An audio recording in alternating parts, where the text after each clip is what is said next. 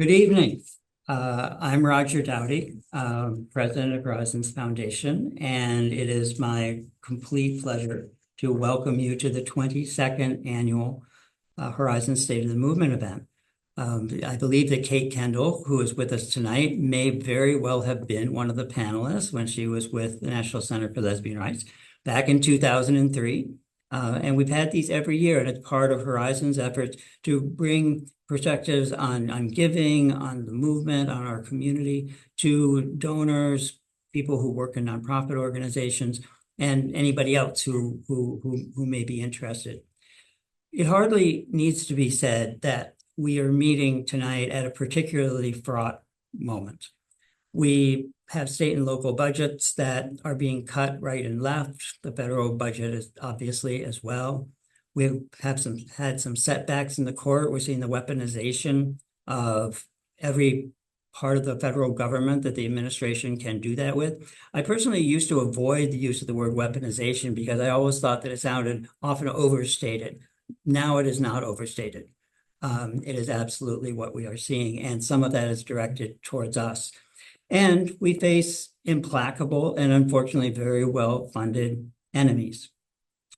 But we're also a community, and I think we all know this, that doesn't give up. We fight relentlessly. Frankly, if we weren't that kind of a community, then many more of us right now would frankly be dead. And many of us would not be able to live the kind of lives that we are able to live. And we know that we can have beat ridiculous odds before, and we know that we can do it again. And so tonight, I just want, before we begin, to call into the room all of that history and all of that power that our community has. And in that spirit, we will get underway. I am completely happy here to introduce our panelists. Kate Kendall, as I mentioned before, who's now the CEO of the Gill Foundation. Kevin Jennings, who's the CEO of Lambda Legal. Shelby Chestnut, Executive Director of the Transgender Law Center. And Kira Johnson, who is President of the National LGBTQ Task Force. We are so privileged to have all of you. Thank you. Just a very quick word about tonight's format. I'm going to be asking some questions of the panelists, and there'll be dialogue among the panelists as well. And I'm going to focus first on a few questions touching on legal matters, and then talking about the kind of the health and the strength of the LGBTQ movement itself. Then we're going to talk a little bit about funding the movement. And then, of course, we'll talk about what's next as well. And then, as Justin indicated, we'll have plenty of time for Q&A also. And I want to note that a number of the questions that I'll be asking have been informed by what people have submitted. And I want to thank everybody for submitting your questions. And I'm sorry if we can't get to all of them. So with that, let's get underway. So each of you, to start off with, I would love to have you share 3 words that, and you can make it a little phraselet if you want, it won't be totally strict, that describe the state of the LGBTQ movement today. Kate, I'm going to start with you, but you can go in whatever order you all want. I was so afraid you were going to come to me first. I'm sorry, I'm looking right at you on my Zoom. Well, hey, good night, everyone. Good evening. It is so great to be in this space to see so many friends. In 3 days, I will be 7 months in my new job as CEO of the Gill Foundation. After a 5-6 year hiatus from the movement. So I feel slightly ill-equipped, Roger, to sort of answer this question. What I will say is I've been on a very steep learning curve to get a sense of where the movement is, primarily because this is such a treacherous moment, and meeting this moment really will determine the future of every generation that follows us. So the stakes could not be higher. So I suppose what I would say in maybe just a phrase, we're certainly not going back, but the way forward is a little bit murky, and how we get there and how we traverse it is our greatest challenge. I know that's a lot more than 3 words, but how we're going to get there is through conversations like this. Yeah. Oh, Here. Shelby. Oh, okay, great. Thanks, Kate. Hi, everyone. My name is Shelby Chestnut. I'm with Transgender Law Center. Three words. I would say building trans power, and I ditto everything Kate has said. And I would also say I was on a call earlier today with the co-directors of the GSA network, and in 2024, they had 600 GSA clubs around the country, and in the first quarter of this year, they had over 1,000 new Wow. chapters start. So I think you see trans young people, especially, just building power in a moment where everyone is telling them that they shouldn't. And that to me is kind of what I hold on to in the direction that I think we need to head in. I'll pass it to Kiera. Hmm. So glad I didn't have to go first. Thanks, Kate. Gave me a minute to think. You did that. I would say leaderful, aligning, and scaling. Um, I've been in a number of conversations where folks have been asking this question of, is the LGBTQ movement like ready? Like, are we prepared for where we're at and where what is coming? And I'm like, well, no, nobody was prepared. Like, I mean, it's also not unique to the LGBTQ movement. Like, movements across the social change sector are reeling. And what I can say is that we are a very leaderful movement, right? Like both our movement is leaderful, and also movements outside of LGBTQ movement are leaderful of queerness, right? Like queer people who are leading in other movements. And while we haven't been prepared, we are preparing, and we're preparing quickly, and we are scaling what we have learned that is needed and necessary in what I would say in very strategic ways, and frankly, really quickly. And that's inspiring. Great. And in this, Kevin? yeah, Kevin. So I assume Stephen Doughty is your father, and I want to say how delighted I am to see your parents on this call, Roger. Thank you for embodying family values, Mr. and Mrs. Doughty. We're very grateful to have you with us tonight. I'm just going to speak for Lambda Legal, kicking their ass, because that's what we're doing. I love it, and I love the shortness of it. I actually was very tempted to do something a moderator shouldn't do, which is to introduce just two people. But my uncle Steve and my aunt Jean have joined us tonight, and a special welcome to them from South Carolina. So I'm going to start out, as I said, with a couple of questions around the legal status of a number of things. As we all know, the courts have a great deal to do with both protecting us, but also sometimes doing the opposite of that. And we actually had a bit of positive news from the Supreme Court. As most of you know, Kim Davis failed in her most recent attempt to make marriage equality illegal.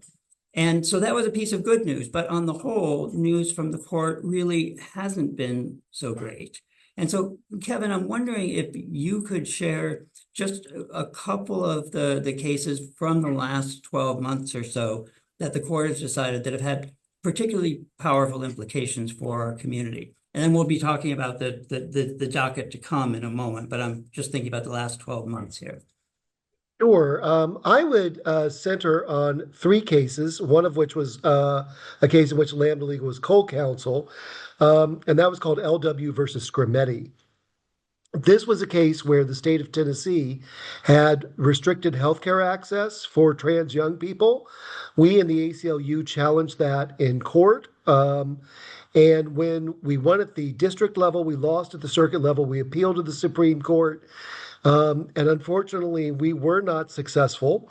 But I'll say two things about that because, I'm not going to say we weren't successful. I'm going to say we didn't get the decision we wanted. But I would say we were successful in two ways. First of all, we had the first ever openly trans lawyer argue a case before the Supreme Court.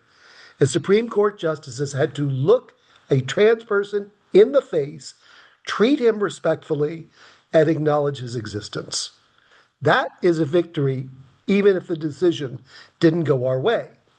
And secondly, the court, based on how we pushed them, had a very, very narrow decision and decided that their decision only applied to the state of Tennessee. So it was not this sweeping right wing victory that our opponents would have you believe. It actually was a very, very narrow ruling.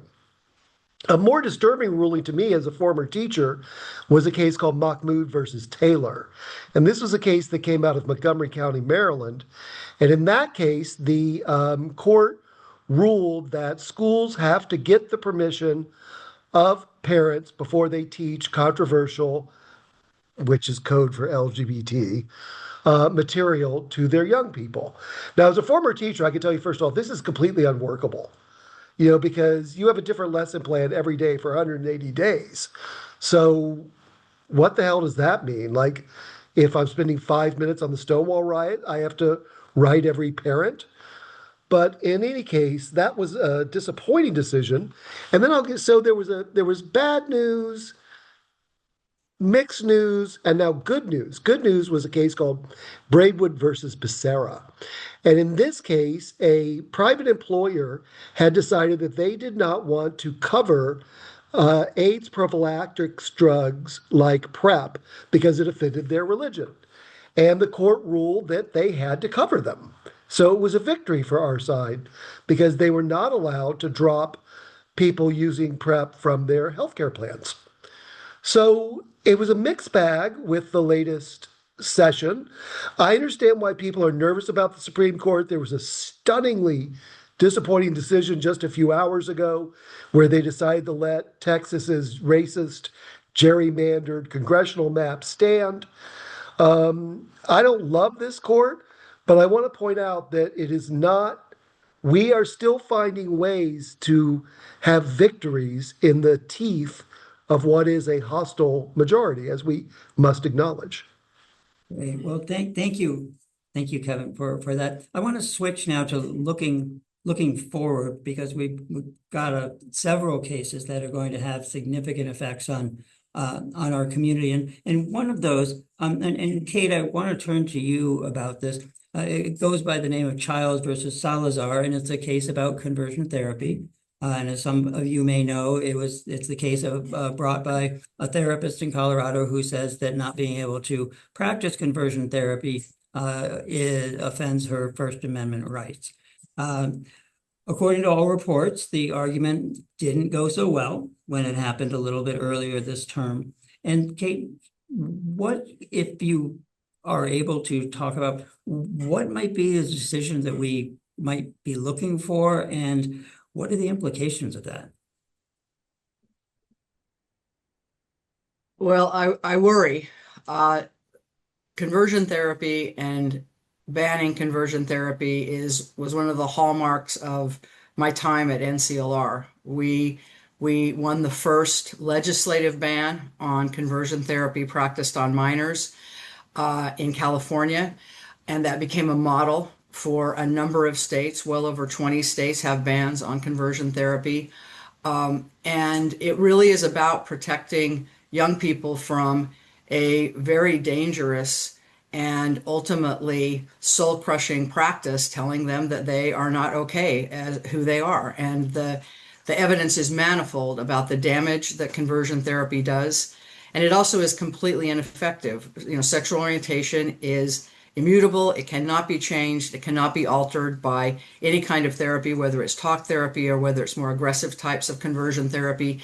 And so winning these bans has been really important in assuring some sort of psychological freedom and safety for young people whose parents are concerned or worried when their child comes out to them or when they suspect their child might be gay.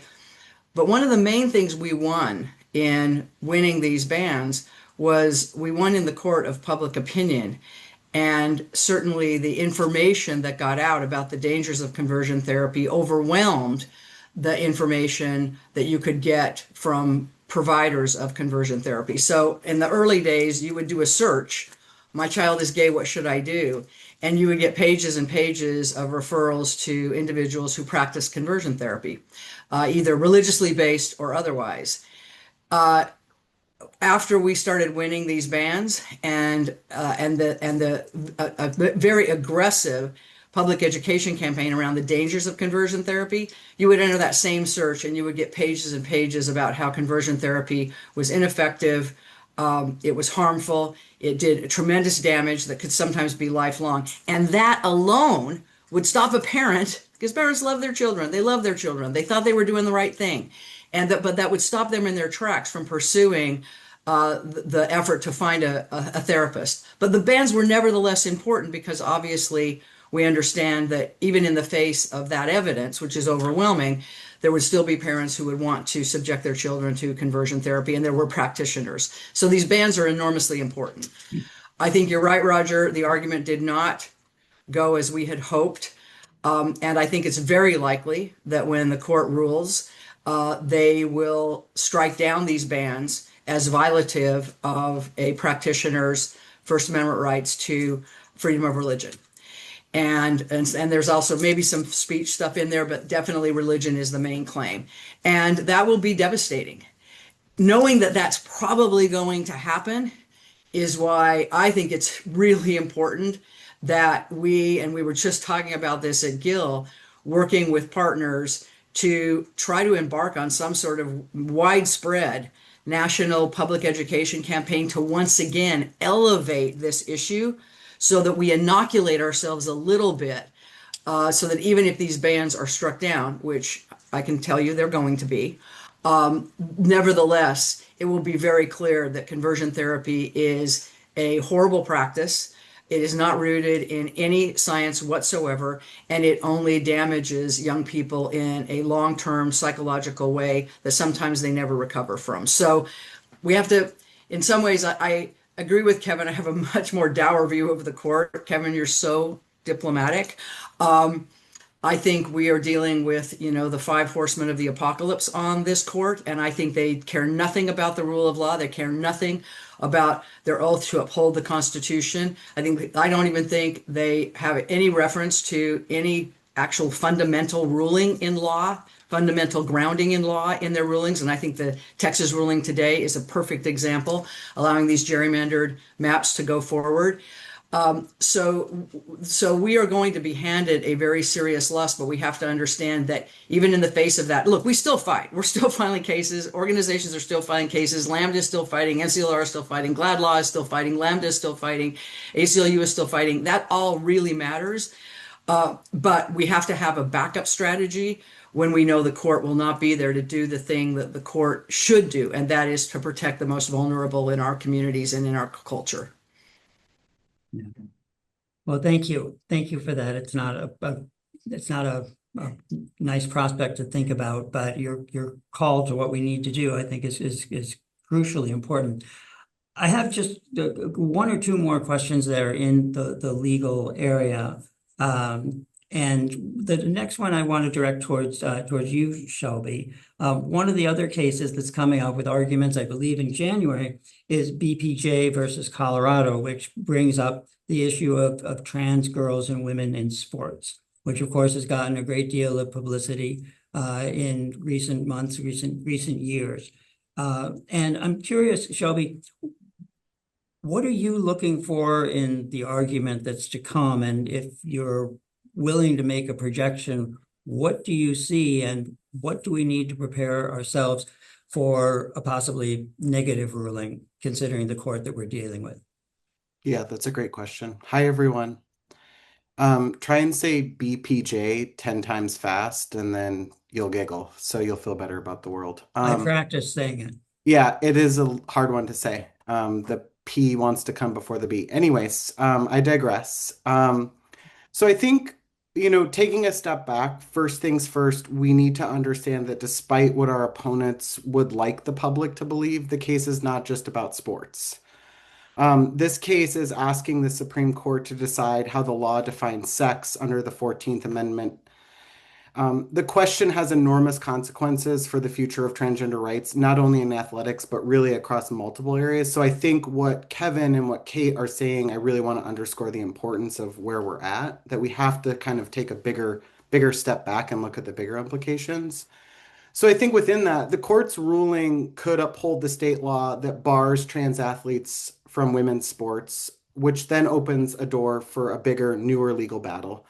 And it risks establishing a sweeping national precedent, one that might eventually weaken existing protections for transgender people in areas of education, public accommodations, non-discrimination laws, and much of the arena that we've fought the last 2 decades, if not more, to really get some footing in terms of rights. And I think this case goes beyond just the playing field. It will shape how really equality, dignity, and legal protections for transgender people of all ages are defined in the years to come. So I think the Supreme Court ruling on trans inclusion in sports will have far-reaching implications for all civil rights and all civil liberties, but particularly around communities that are disabled, Black and Indigenous people of color, and trans people who've historically faced and will continue to face often invasive scrutiny over our bodies and our ability. But I think what I want to say is that no matter the decision, our communities have consistently pushed back to have equal opportunities to participate in activities and engage in public life. So the fight at the Supreme Court level for trans inclusion in sports is no different than previous fights we've taken on and won. I think to ensure that everyone is seen and that their authentic selves are treated with dignity that we deserve, the court decision will never determine who we are as people, but I think what it's going to do is set into precedent some really ugly legal battles ahead, regardless of the outcome. I think we're all cautiously awaiting to see one, how the oral arguments go. And, I don't want to say it's definitely a loss. I don't want to say it's definitely a win, but I will say, like to what Kevin said, in recent years, we've seen some really unlikely wins for transgender people, even under the court that is actively working against us. So, what I will say is, and we will send this out in follow-up materials, there's going to be activations all across the country during the oral arguments, which literally do not quote me on the day because it is December and my brain has not gotten to January yet. But I think, the call that I would say to everyone here is there's probably going to be an activation and an event that you could attend locally. And I would encourage folks to do it. We really need to show up in support of our community right now. And that's not just about trans people showing up, it's about everyone and our allies showing up. And we'll get into that a little bit later in some of the other conversation pieces, but I just wanted to stress that here. Well, thank you, Shelby. And I want to say that there were at least two or three of the questions that got submitted that centered on how in this time, do we all together be able to, protect and support trans people, particularly with a number of targets that have been on and are on trans people's backs. I want to shift now away from the legal legal arena and talk a little bit about the LGBTQ movement. And Kiara, I want to start with you on this. And the question is how we all know that it's important to come together at a time when we're facing the kind of challenges that we are. But how unified and collaborative are we? We know that there's, of course, this general terrible fracturing and polarization in the country. To what extent are you seeing that reflected in our community? And we've all seen analyses that say, well, the challenges of the progressive left now are due to too much identity politics, or we're paying too much attention to gender identity. And I'm wondering, are these just healthy conversations, unhealthy conversations, and are they indications of anything we really need to keep our eye on? I really appreciate It's a small this. question. Yeah, yes. I mean, it's a throwaway question. This is like a softball question. Thanks, Roger. Thanks for making it so easy. As far as the status of collaboration and alignment in our movement, again, like I think it's really important to say yet again, we've never seen a moment quite like this, right? Like we've been our people, our ancestors, our elders, right? We have been through hard things, right? It is in our very recent history where we have fought, right, state sanctions, right, it's being targeted by police, being targeted by our governments, for our various identities, right? Um, and the LGBTQ movement, like the labor movement, like immigrant rights, like civil rights, we are really trying to figure out what is the new requirement of leadership for this moment.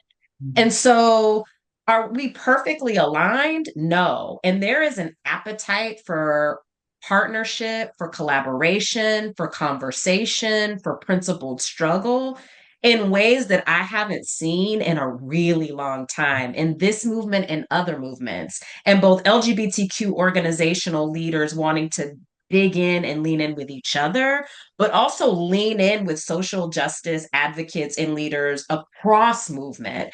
And I really like we've heard the term intersectionality now for like 2 decades, right? Maybe a decade and a half. It's become like, like the jargon of the time. And what I've seen in the last year is not jargon, but pragmatic examples of what that looks like. Right. And it's going to take time for that to scale, unfortunately. Right. Like we're seeing it, it's moving. I think the more practice we get in it with each other, the bigger it and quicker we can move. So and that takes me to like where there are divisions and gender divisions around gender are nothing new, right? Like it's an old adage, right? And so we are living gender in a very different way, understanding gender, metabolizing gender, in a very different way than 25 years ago, than 50 years ago. And how we talk about what gender is and what it means and the impact has to shift. I do think it's an important conversation that we have around identity, right? And gender as identity. I don't think it's helpful for us to be like, we should do it, we should not do it.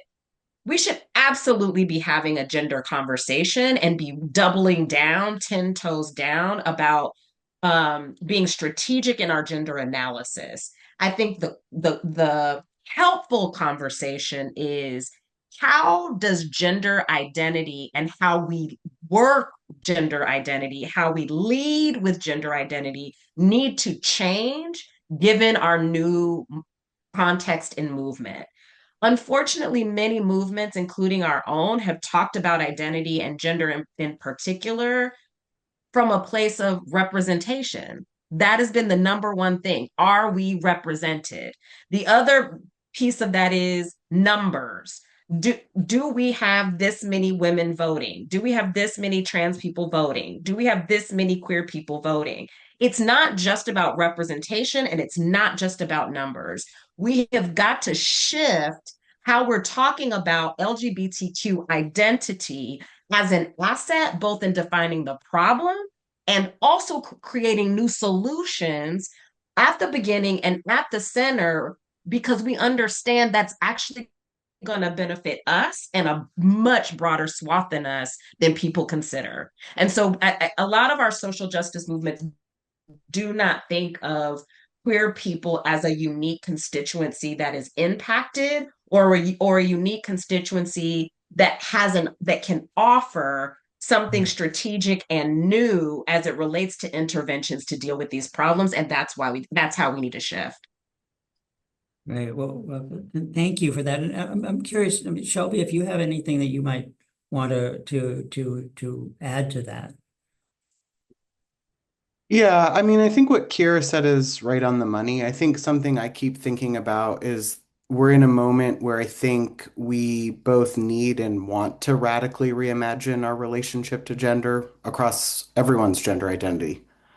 I think more than anything, the LGBT movement has steadily been shifting towards a more holistic version of what it means to be LGBT in the world, and that includes certainly trans people. And I think the world we're building is one that creates and recognizes the while dignity and protections for discrimination are vital, so is access to basic human rights like healthcare, and can you have food, and can you pay your rent? And I think, in a post-marriage world, um, the ways that trans community was ultimately weaponized because we became the next issue that was the target, and we didn't even have 5 minutes as a movement to think, well, what's the strategy? I think we're in a moment where we're kind of building the strategy while the plane is like flying at full speed, and I do think we're going to get there. And I think, maybe 2 years ago, we would sometimes hear like, well, why are we so focused on transgender rights when there's all these other things that we need to be prioritizing? And I think, I'm looking at a Zoom room full of amazing folks who are tuning into probably some of the horrors that we're living in. And I think it speaks for itself. Trans community are at the front line of some of the most heinous attacks right now. And we, one, are a small percentage of the overall population. I don't need to tell this room that we have been underfunded relative to our like counterparts for many decades. And that said, there's more trans organizations than ever before. When I started at TLC, I would say maybe I could count on like a couple of hands how many trans orgs there were across the country. And now I feel like there's at least one, if not multiple, in every state in the US Southeast, which did not used to be the case. And I think to me, that speaks just volumes of where the next generation is taking this work, but also where young people have sort of forced us to go with this work. And as much as I think we're all scared of the Supreme Court decisions, I also know that I'll just share a quick story of how I think folks are working at the intersection. So there's a organization in Alabama called the Knights and Orchids Society. They're a Black trans organization. We've partnered with them for many years, and during COVID, they started doing outreach to communities for like COVID testing, masks, sanitizer, the like. Their COVID numbers in the counties that they did outreach in stayed dramatically lower than other counties. And this is a Black trans org doing COVID outreach to mostly non-trans people in Black communities in Alabama. Fast forward, COVID vaccines came out. Y'all remember those days where we thought the world would be fine once we got those? Here we are. Um, Again, a lot of the vaccine information was not getting to Black communities in rural areas in Alabama. And so they went door knocking, giving out COVID information on like what vaccines could do, could not do. The rates of vaccines in the counties where they did outreach like was way higher than the rest of the state, which to me, this was not like it was not a trans issue. It was not a COVID issue. It was like, this is an issue impacting our community, whether it's rural community, whether it's Black community, whether it's poor people, and some of it all of the same. So I think to me, like when I start to think about that visioning of a world where gender is center to everyone's liberation, that is, I think, where we're headed. And I'd much rather hold on to that than the sort of divisiveness of should we not kind of conversation. But great question. No, well, thank you for those insights. Uh, so Kira, I'm going to go back to you for a moment here, and I promise a less complex question. As we talked about, this movement's been in dire straits before. You spoke to that, as well. Are there things from our own movement past or that we can learn from other movements that we need to be pulling out of our toolkit now?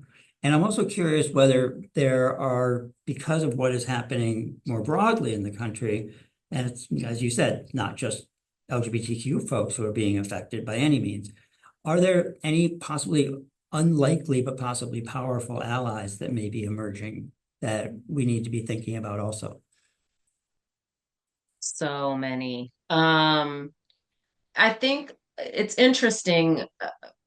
I think a lot about 2010 when we saw, right, our economy go to crap. In not so long. What's really funny is I became an ED right as that was happening too. I really know how to pick them, don't I? Uh, and what we saw around that time was a divestment from the field and from philanthropy around three really critical things that I think is data for us to learn from. We saw a divestment from leadership development, from organizing, and from youth engagement. Mm-hmm. I think there are many reasons for that. One, I think our movement, and we saw this in a couple of places, reproductive health and rights is another. We got access to influence and power, right? We were actually able to connect with, have conversations with, negotiate directly with elected officials, right? In a way that we hadn't, like the 20 years before at scale. And organizing leadership development, while impactful, many saw is a very low return on the investment, right? You put a lot of money up front and it takes a long time to realize the goal, right? Like, and we are in a community now that wants instant gratification. So what I would say is, let's get back into this space. We've got to get back into the investment. And any of you who are in contact with folks who are doing the work, you're hearing it. We need to invest in young people. We need, right, engagement. We need to invest in leadership development. Where's our pipeline? We need to invest in organizing and making sure people know how to organize like in like old time ways. It is a winning strategy that is not fast. It is not cheap, and it has long term, decades worth of impact. So, yes, are there new things that we have to pay attention to? Sure. Nobody can ignore the fact that social media and digital platforms don't play a role in all of those. It means we add digital strategies to leadership development. We add digital strategies to organizing. We add digital strategies to youth engagement. It's not a replacement, right? It's another tactic, platform, vehicle that we use to move those things. I think and as far as, potential allies, oh my God, like, any of you who are like nerd faces who love to read polls, right, and data about how voters voted and what they were interested in, you'll notice like LGBTQ people care about the democracy, they care about economy, they care about care, right? Health care, right? Community care. Yes, yes, there are unlikely allies. The conversations I am having with labor unions like SEIU, conversations we're having with, I know this is a C3 conversation, but, democracy organizations, if you will, who've never worked with LGBTQ organizations in the past, education groups, therapy groups, like, there are so many opportunities, immigrant rights groups. I'm literally in spaces where people are coming up with new strategies and they are looking for not just what can win, right? It's a winning strategy, but new approaches, new frames, new messages. And LGBTQ people, listen, we make the world go round.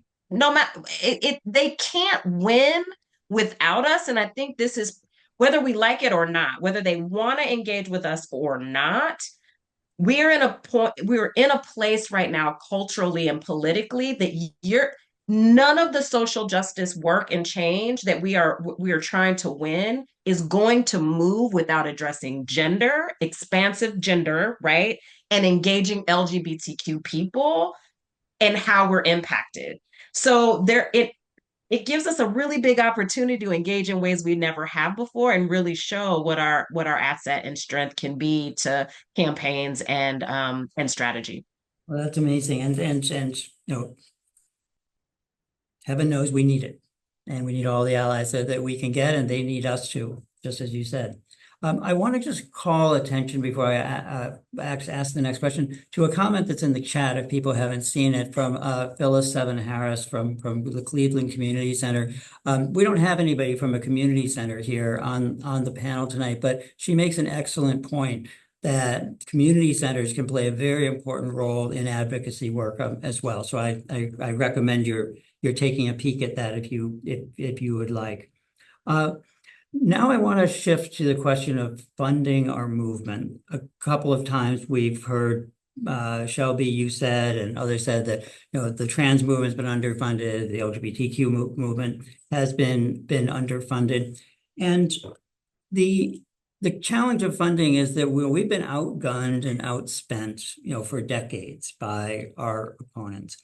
And Kevin, a couple of months ago, Lambda came out with this amazing announcement, an announcement that you had raised nearly $300 million towards Lambda's work in the future. And I would love to have you share with us a little bit about the campaign, but also the important role that legacy giving, or plan giving, as a lot of people know it, played in that campaign as a way that the movement can strategize about bringing more resources into the organizations that we depend on. I'd love to do that, and I will, but as some of you know me know that I started my career as a history teacher 40 years ago. So I have to do a little bit of history here, just to remind people that we don't always win, particularly at first, particularly with court cases. Everybody forgets that we lost Bowers versus Hardwick in 1986, which was our first attempt to repeal sodomy laws. But today's dissent is tomorrow's majority opinion. And that turned out to be true in 2003 when Lambda Legal won Lawrence versus Texas. So, folks, we might not win some of these battles we're fighting right now, but we're laying the groundwork for future victory. So don't get depressed if we don't win every battle. Now, Lambda Legal 3 years ago, we saw the threat happening in the States. I'm sure everybody in this call is aware that over 1,900 anti-LGBTQ plus laws have been proposed in America since 2022. 231 of them have been enacted in 27 states. And this was before Trump. So we knew we kind of needed to lawyer up. And we went out to the community. And I want to be really clear what I mean by the community. It's people like the people on this call. Let's be really honest. Corporations are fair weather friends, and we cannot count on them long term. Mainstream philanthropy, excuse my language, could give a shit about LGBT causes. The reality is that less than 1% of foundation giving in this country goes to LGBT causes, and most of it comes from LGBT funders like the Gill Foundation and the Horizons Foundation. So the only people who are going to save us are ourselves. So we went out to our community and we said, we need to step up our game. Because in too many places, and now at the federal level, they control the executive branch. They control the legislative branch. They can pass whatever the hell they want. So the only hope is, can we strike it down in court? And people responded to that. And we got 17 principal gifts of $1 million or more. 15 of them came from individuals or from family foundations controlled by individuals. One came from a law firm, one came from a mainstream funder. It was our own community who funded this. But going back to what you just mentioned a minute ago, Roger, of that $285 million we raised, $85 million was in cash to be spent now over the next 10 years. $200 million were in planned gifts. This is so important because it provides a pipeline of support for Lambda Legal's been here for 52 years. Sadly, I think we're going to need you to be here for at least another 52. If you want to stay awake at night feeling paranoid, if Amy Coney Barrett lives as long as Ruth Bader Ginsburg, she's still on the Supreme Court bench in 2059. I'll be 96. So we've got decades of fight ahead. And by putting, sometimes people don't have the liquidity to make a big gift right now, but they can do that in their estate. And my successors, long after I'm gone at Lambda Legal, are going to benefit from the people who are right now saying, yes, I will invest in your future. So I urge you as individual philanthropists to think about, what can I do now and what can I do long term? And don't just consider giving at the moment. Think, what can I do in terms of a legacy gift that will sustain the fight after I'm gone. Because after all, the only reason we're able to have these organizations is because there was a generation of people before us who stood up and fought back. Marsha P. Johnson, Sylvia Rivera, Frank Kameny, Del Martin, and Phyllis Lyon. They laid the groundwork for us. It's our job now to lay the groundwork for the next generation. Spoken like a true historian and an advocate. You take the teacher out of the classroom, but you can't take the classroom out of the teacher, Roger. Yeah, clearly. And as you know, Kevin, and many on this call know, that Horizons Foundation has also been very committed to developing the opportunity for our community in legacy giving. And one of the places and one of the ways that we have been outspent and outgunned by our opponents is they've been thinking long term. And they have been building institutions that unfortunately we are going to be stuck with for decades and decades and decades to come. And we need to take a page out of their playbook and do exactly what Kevin was just talking about. So it's also amazing that you raised $85 million for the next 10 years. That's fantastic. Congratulations on that as well. We also do need, while the long range plan, the middle range plans are very, very important, we also need to have some funding that comes now, that comes sooner, because as Kevin pointed out, foundations, corporations, certainly the government are not sources we can turn to. In fact, foundation funding went down 19% year over year to our community. And Shelby, I was wondering if you might have any thoughts around the question of how can we think more creatively? Are there ways that we can think differently about how it is that we are able to fund our organizations, our vital organizations, at the community level, as well as national advocacy level? And I believe that TLC has done some really, really exciting things in this area. So if you could share a little, that would be great. Yeah, thanks, Roger. I can't underscore what Kevin said. Something that has just frustrated me so much is how many of the foundations and corporations out there could just be funding at the level that they are, and they're not. And I've seen, sadly, many of my colleagues have to do layoffs this year, in a moment where they probably need triple the staff that they have right now. And that's completely avoidable if we chose to make it so. I'll share something that to me is giving me a lot of joy, and just seeing it time and time again is the number of individual donors who have answered a call in a moment when I've never seen something like it. For context, TLC is the largest trans-led organization really in the world, but certainly in the United States. Our budget's about 18 million annually. By the third quarter of this year, we had met our individual fundraising goal of individual donors. And it's something we'd never done before. People, I mean, we're talking like people who like play on Discord channels and game on YouTube, raised money amongst their friends and like sent us money. I mean, people everywhere are saying like, we stand with you, we're here for you. And I've also been heartened to see celebrity donors stepping up in major ways. Some of the biggest pop stars are like making it clear that like transgender people, but LGBT people, they're our fan base. So we're gonna not only support you on our social media, but we're gonna give our money to you all.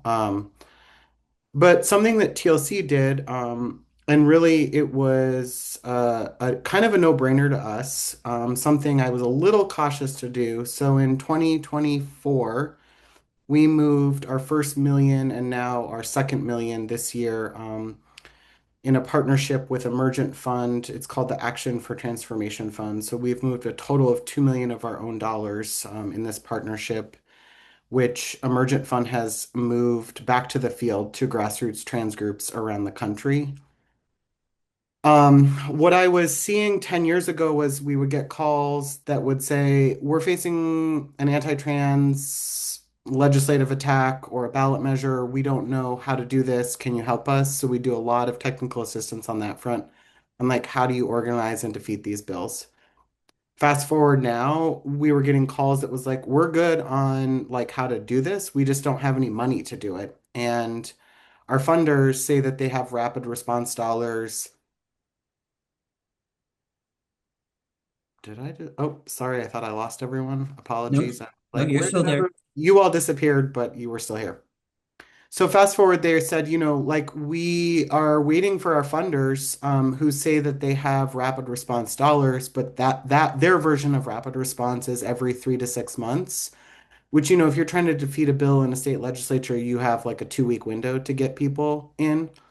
So I think something that we did was move our own money to intermediary, and they've moved that $2 million out. And what's remarkable is they moved it all within like a 7 month period, which is $2 million that was previously not in the field. Do I think that that changes our relationship to some of the groups? Yes, but did it seem imperative to do in a moment like that? 110%. And I would continue to do it, and I would encourage folks to check out the fund itself because now they're trying to raise money for the fund separately from us.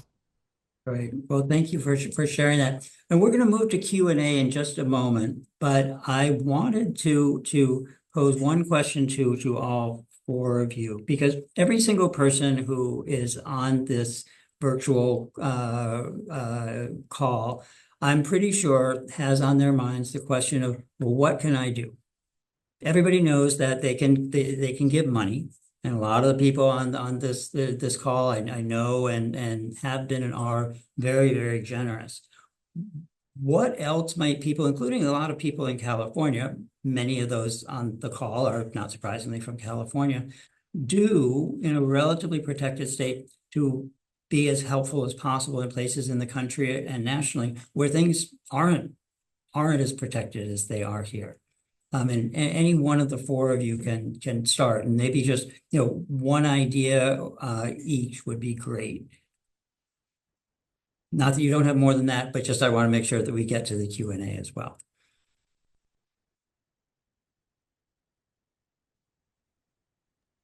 I'll say this really quick and then stop talking. Call your legislators every single day. Like, even if it is just to leave a voicemail and say, I'm in this district, I voted for you, I care about, immigrant communities, I care about trans communities, I care about LGBT people, and I want you to do these things. And there's a number of groups that have all kinds of talking points, issue areas, and it's literally every state. I think as much as we do love California and it will save us from ourselves sometimes, California is not exempt from a lot of these really terrible anti-trans policies that are potentially coming, certainly attacks on immigrant communities. But I think making it clear that you care about all of these communities literally every single day. I just have a reminder to call my senator's office and like leave a voicemail. He may never listen to it, but I feel better knowing that I did that. I think that's right. And um, I live in DC. People ask me all the time, how are things here, right? Given the National Guard and the influx of ICE agents, if you can call them agents, ICE goons, in the city. And you know, it's not, people for decades have made oppression and bigotry like somehow it's unique to the Midwest and the South. That, as a Georgia girl myself, like that's never been the case. Racism, sexism, homophobia, it's been rampant all over the places, all over the place, all over the 50 states. And of course there are oases in red and blue states, and it's been all the places. We've seen the administration unleash ICE and National Guard in Chicago, in LA, in Louisiana, or in New Orleans, in Charlotte. All these are blue so-called oasis cities. So the first thing I would say is stop thinking that you're safe, because you're not. Like, we are not, this is not about a city. This is not about a state. Authoritarianism is taking root on our democracy as a whole. And they are going to come for us in any way that they can. And so understanding ourselves as part of something bigger. If your district is doing great, what can you do in your state? If your state's doing great, what can you do at a neighbor state? If the states that are bordering you are doing great, what can you do in Colorado, in Kansas, in Alabama, in Iowa? We've got to be thinking beyond like the place that we put our feet and really think of ourselves as a community um that is symbiotic. Like our freedom depends on everybody else's freedom. We're not going to get there if we don't hold the rest of the country's freedom as important and essential to our own. So I think it's a critical thing for us to remember. And then I would also say people, if we want people to think LGBTQ people think about, care about, and are impacted about other things beyond the things that are ours and ours alone, then we need to show up. If the fight back table is happening, you go. If there's an immigration thing happening, go. Immigration rights are queer rights. Show up in your full queerness or in your full allyship around these issues that people care about. It could be minimum wage, it could be housing, it could be redistricting, it can be the vote, it could be the right to protest. It does not and should not only be queer people for queer people things. They need to know that we are critical and an essential part of a base that cares about these other social justice issues that impact us as a whole. Wow. Okay, who wants to follow that? Kate, you're shaking your head. No, I'm not going to follow Kiara. I mean, what I'm going to do is just crawl in her lap and say, I hear you, sister, and I agree with every single thing. Because that's exactly right. I mean, I worry, I've been worried for some time that that we're underreacting to the threat. And I think part of the reason we're underreacting is because most of us are not touched by the worst that's happening. Our brother is not going to be carted off by ICE when he leaves for his job site and won't be home at night. We're not going to get that knock on the door. For many of us, we don't have family members that are being denied access to critical health care. For most of us on this call, while we may worry, some may worry about, can you pay all the bills this month? You don't really worry about whether you're going to have a roof over your head to be able to feed your family. That's the truth about most of us, certainly on this call. And I think that what we risk is a further encroachment, and pretty soon it's on your doorstep. I mean, we've learned this from every other struggle. This is what happens. Famous quotes talk about this. Well, they weren't coming for me, so I wasn't paying that much attention. And I agree with everything Shelby said. I actually do think retail politics can actually have more impact than probably we ever would have thought before. Everything Kiara is saying about this is our fight, I completely endorse. And then the only thing I'll add, maybe slightly different, is if you're not sure how to talk about trans issues, or you're not sure how to talk about immigration issues, then do some work. Then do some homework. Go to MAP and get messaging on how you talk about trans issues in sports, or how you talk about trans health care. And, there's a way to talk about it. I mean, there are differences of opinion about this.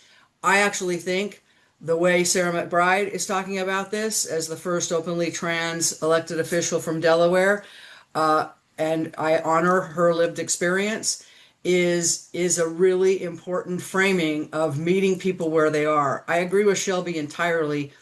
We were caught flat-footed when they decided that they were going to make trans people their next victims.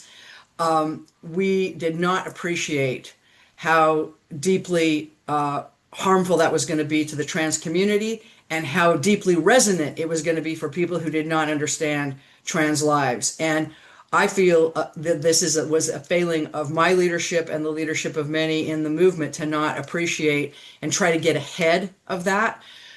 Well, we can't do anything about that. But what we can do moving forward is, what do we do now? What do we do now to grab folks, and I still think it's the majority of folks in this country, who want to see trans people be able to live lives with dignity and respect, free from violence. Most people agree with that. But the next sentence will be, but you know what? I do worry about this sports thing. I do worry about, young children and access to health care. That's okay. We can accommodate that dissonance and lead them on a journey. We don't have to require some sort of ideological purity. Unless you believe this, we will not listen to you anymore. And we can go back and grab a lot of people who were on the fence. And I think, look, I will tell you, the Virginia governor's race is a perfect example of this.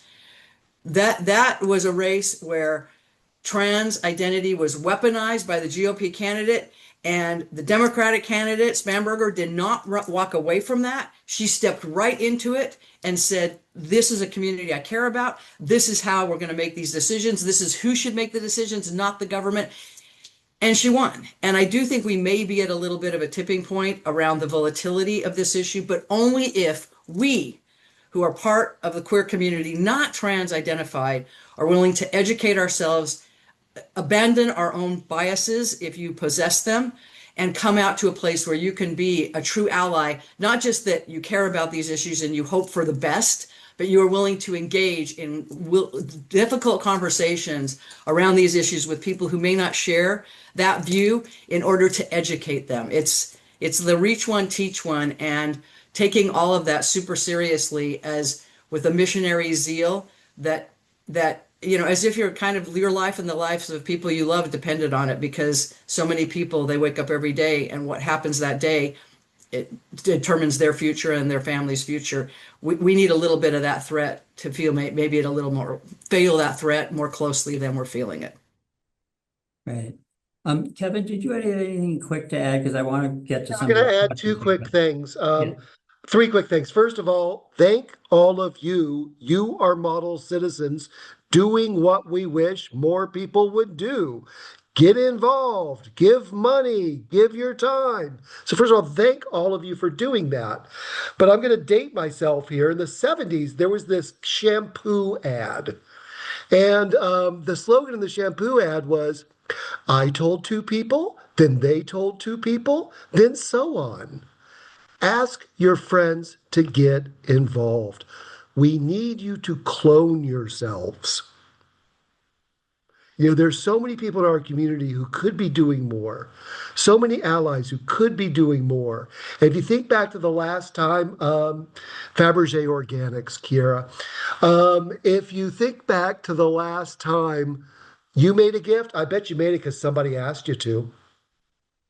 I mean, maybe you're one of those rare souls that just surfs the web every night looking for good causes to give your money to. I find those people are extremely rare, and that people usually have to be asked to get involved. So ask your friends to get involved. And secondly, I'm putting a link in the chat.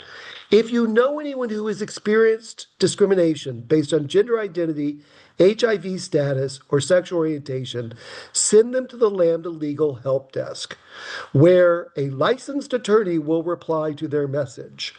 We are looking for plaintiffs all the time. We have sued, you might wonder why I said earlier, kicking his ass, because we've sued Trump 6 times already, and we've beat him the first 4. And the other 2 are still pending in court.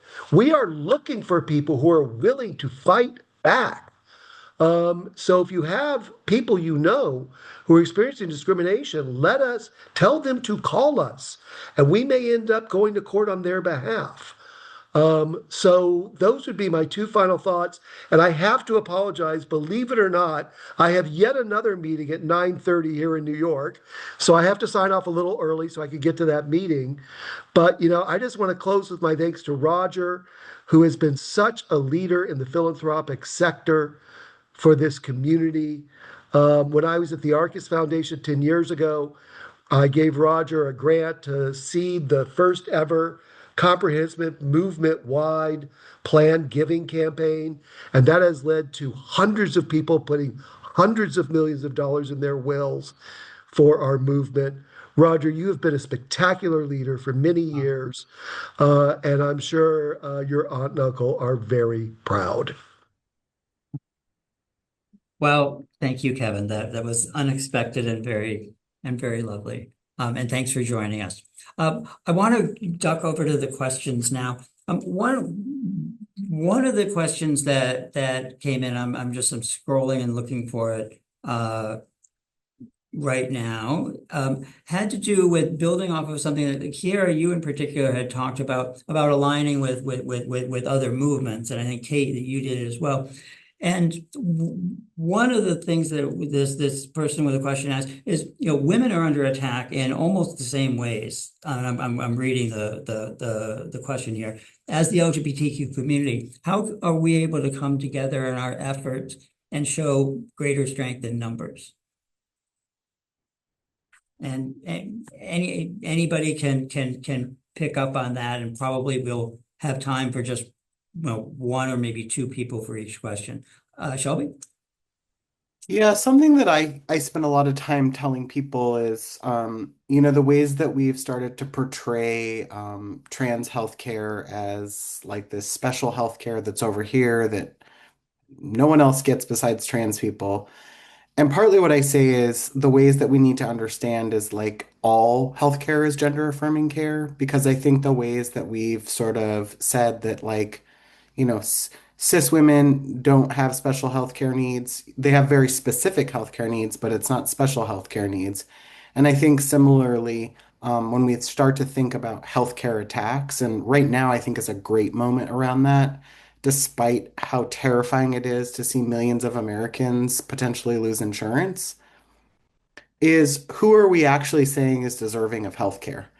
And I think the more that we can actually draw the similarities between, say reproductive freedom, and that includes trans people, to like immigrants getting healthcare, to trans people, to young people, to, men over the age of 50, like it's all connected to sort of this idea of gender affirming care. And I know Kiera knows more about this than anyone, coming originally out of the repro rights movement, but it's like, how do we think about like the interconnectedness of the issue? Because something I think about, and I think it's kind of what Kevin said, is like, we're not going to win this overnight, but we also didn't get here overnight. And I think that as much as it feels like we are losing in some ways, because we are, and I think we have to admit that, we're also way, way more powerful than we realize if we just actually organize together around these issues. So I think it's a great question, comment, and really a call to action. Yeah, I agree. This is like my jam, so I have a hard time like trying to like narrow the conversation or my even comments around it, because it's like I really believe there's no the parameters are only the parameters we put around it, right? In terms of our allies or issue connection across issue and movement.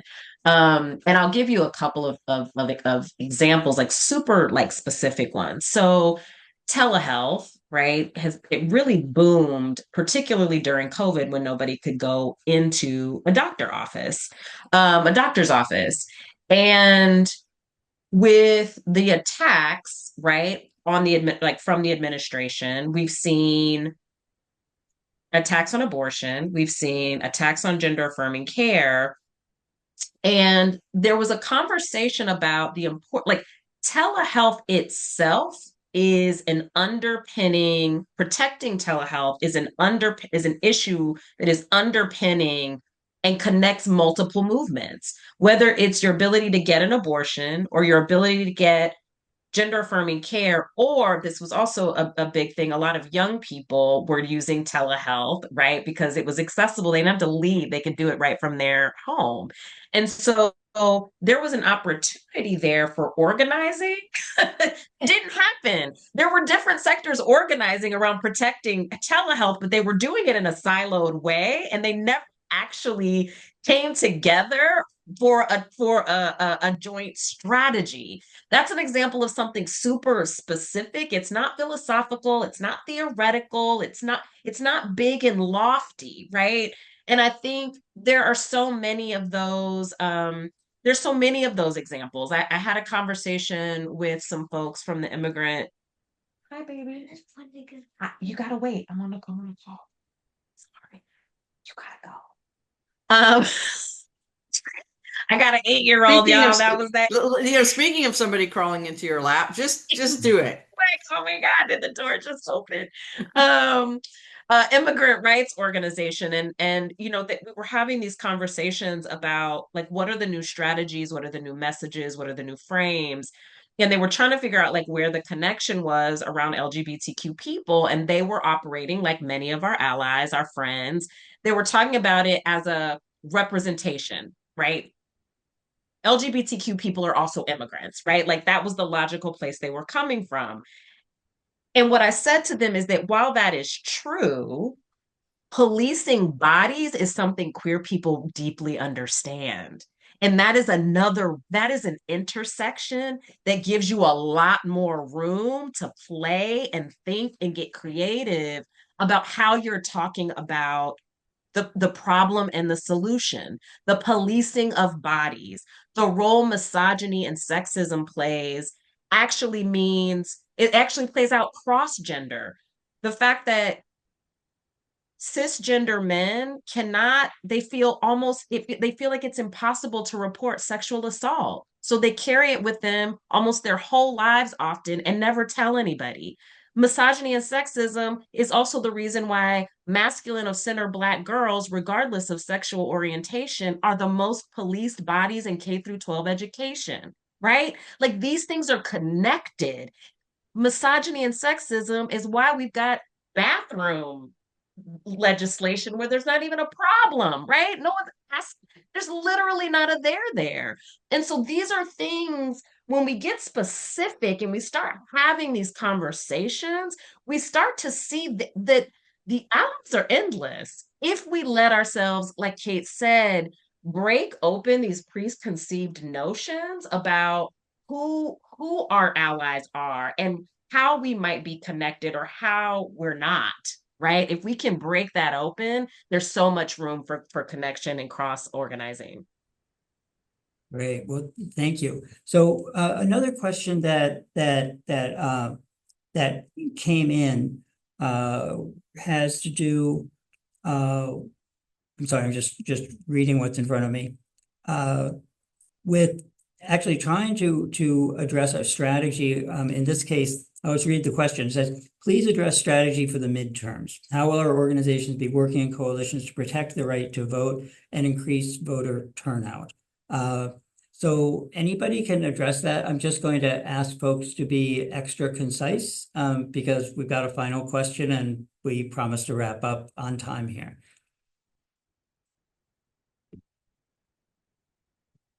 Any thoughts on that? Okay, I'm not quick with words. I love words and I like saying many of them. What I will say is we have a we are in a hope desert right now. And we've got to address the fact that people are feeling hopeless. And until we get real about what we're facing with everyday people, that everyday people feel completely disrespected, unseen, like targeted, hurt, violated by the very systems that we're saying they need to take action in, right? Right, politically. We're losing an opportunity. So what I would say is talk to everybody, engage everybody, acknowledge and affirm the real trauma, right? And frustration that people have. Like, don't belittle people who say they didn't vote. There's a freaking reason. Like, there's a reason. Affirm it and then start the conversation to engage them politically. If it's not for the vote, maybe it's volunteering, right? Like maybe it's engage, like figure out how you get someone just to take a step forward from where they are now. Great. And anyone else have any thoughts on that? I put it in the chat. This is Shelby. I mean, I Yeah, think please.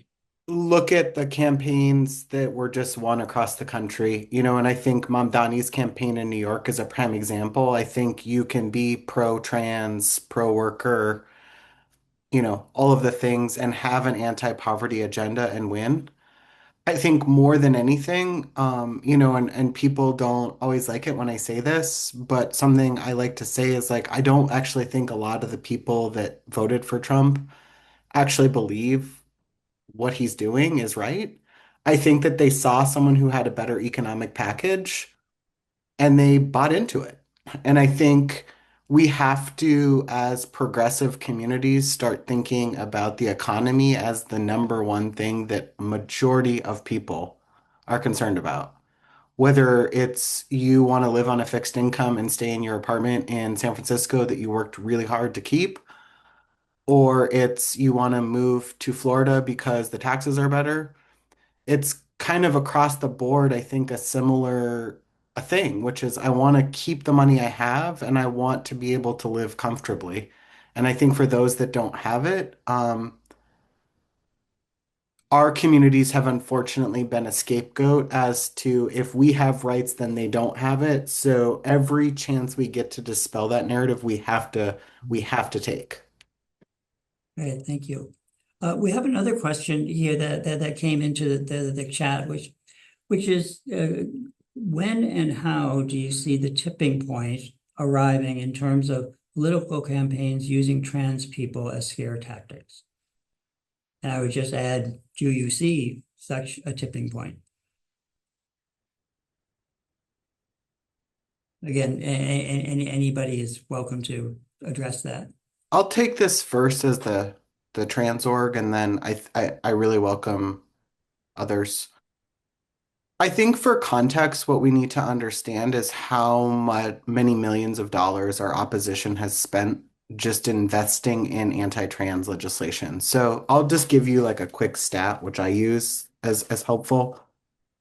In 2020, if you combine the top three LGB orgs, not trans, just LGB, their budgets are about 250 million. And that same year, Christian nationalist movements spent about $310 million just researching anti-trans legislation. So I say that partly because they're outspending us at a much higher number. They saw it way ahead of us, but I don't think that that means that we can't outmaneuver them. I think that we have done ourselves a disservice as LGBT people and as LGBT sort of movement by not investing more heavily in, I think, what Kate pointed out earlier, which is like we can lose at the Supreme Court as it relates to conversion therapy, but what we need to do is have a robust public education campaign so that anytime a parent who has an LGBT kid Googles, like, what do I do for my LGBT kid? The first thing that comes up is the GSA network or PFLAG or, whatever. And they know how to get plugged in versus here's a conversion therapy camp you can send your kid to, but you don't actually know it's a conversion therapy camp until your kid calls you crying because they're scared. And so I think if we take some playbook from our opposition, they have spent, I mean, let's use abortion as the example. I mean, they spent 50 years getting to where they got with this win. 50 years. So, like, and that's all that they could eke out is my question. So I think to me, if we spend 50 years knowing what we're up against, what can we get as a win for the generation that comes way after all of us? Right. Well, no, thank you. We have time for really just one more question, and it builds a little bit on something that you said, Tiara, around a hope desert.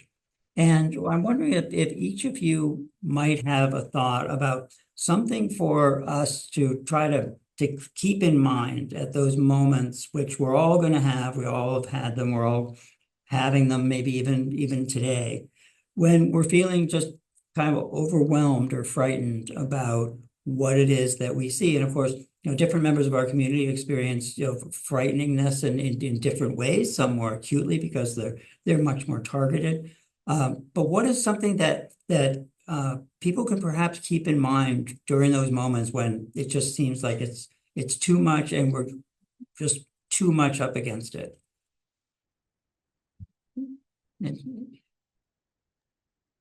Well, I'll jump in just because I don't want to follow Kiera or Shelby, actually.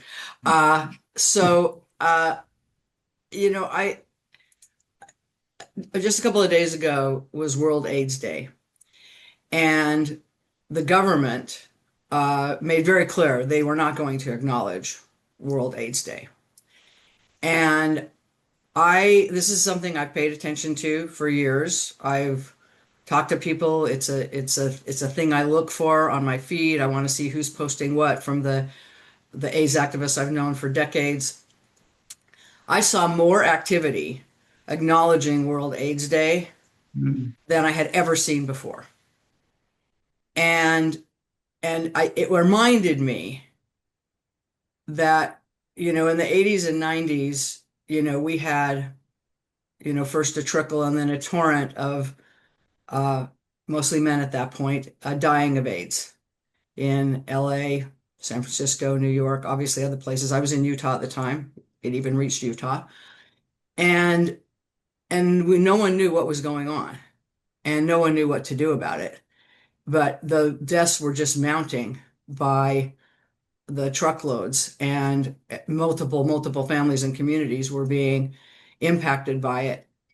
And I remember in real time, I saw this, a press conference with Larry Speaks, who was Ronald Reagan's press secretary.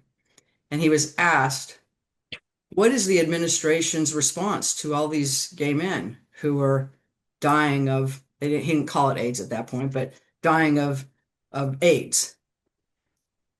Speaks' response to the question? He laughed. He laughed, mocking the very idea that the administration should care about the fact that gay men were dying. And so, out of that, out of not only government inaction, but an actual active mockery and hostility, our movement created out of nothing, literally nothing, an infrastructure to save our men and others impacted by AIDS and HIV.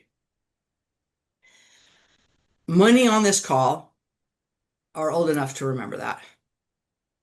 So it's in your DNA.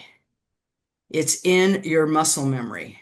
This is a generational trauma that we will pay forward, whether we have babies or don't have babies. We will pay forward the muscle memory of what it means to fight when literally death is what's at stake. Yeah. So I think it's really important to have a historical lens and to look at other movements and recognize while this moment is a horror show in ways I never thought I would see from our government, it is not the worst we have seen, and it is not the worst other movements have seen.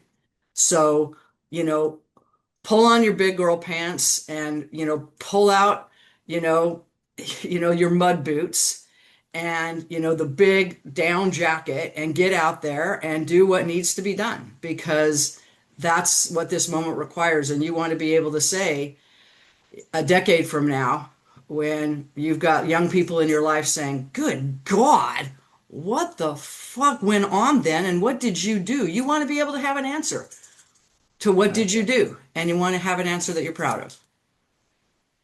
Thank you, Kate. What you're saying actually calls to mind just a little bit, and Kevin's not here to offer a final thought, but what Kevin said about, remembering in history, there are times when we've lost or we've been really, really, really deep down under it, and yet we have wound up prevailing. Quick thoughts from Shelby and Kiera on this question?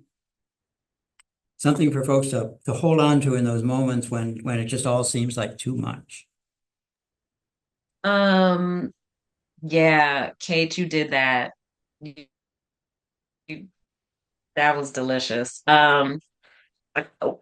Couple things. One, a friend of mine, Ashley Henderson, said something to me about a year ago that has just rooted in my body. She said, everything our opposition has done was made up. Everything about the laws in this country were made up. What makes us think we can't make it up? Just make it up and go.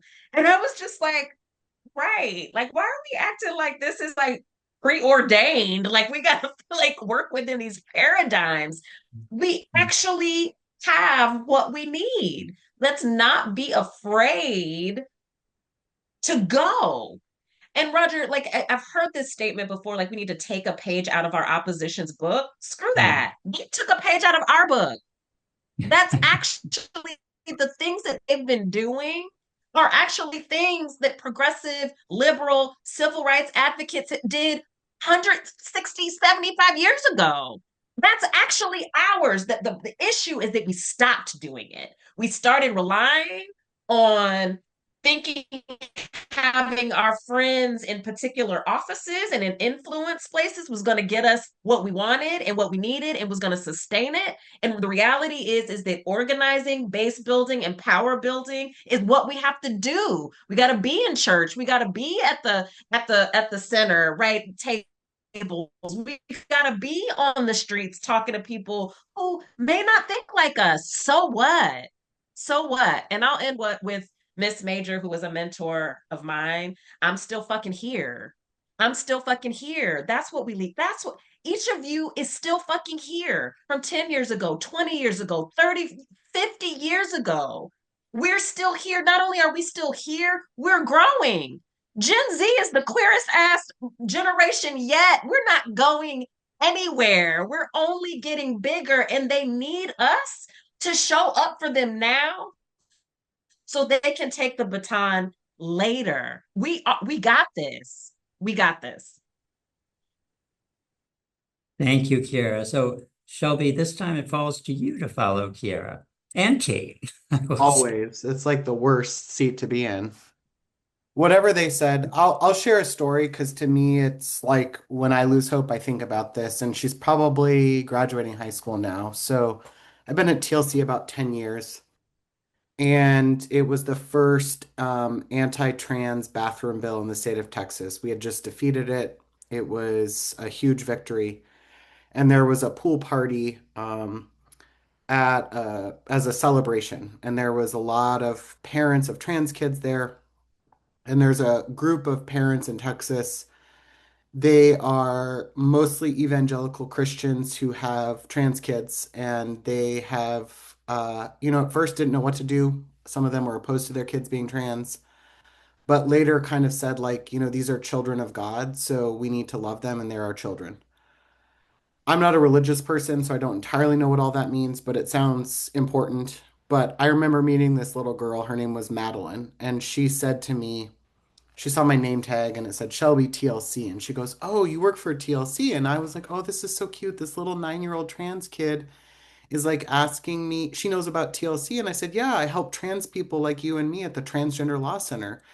And she said to me, "Oh, never mind. I thought you worked for the Dinosaur Channel." And so she was like this 9-year-old trans kid that was, had just gone through like this hellish legislative session.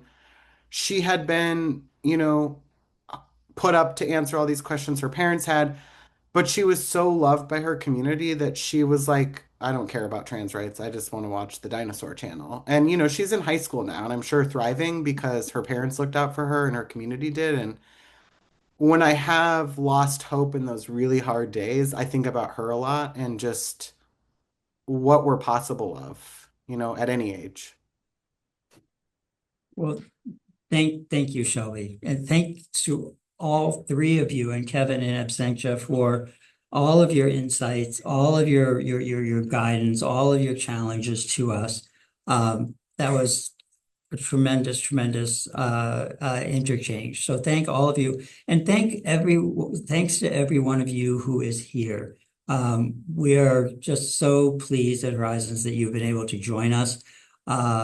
Carry these messages to your friends and those whom you know. A recording is going to be coming out to you which you will relive all the great moments from this. And I hope that all of you have wonderful holidays, whatever it is that you choose to celebrate or not to celebrate. And I wish you all a good evening. Thanks very much for joining us.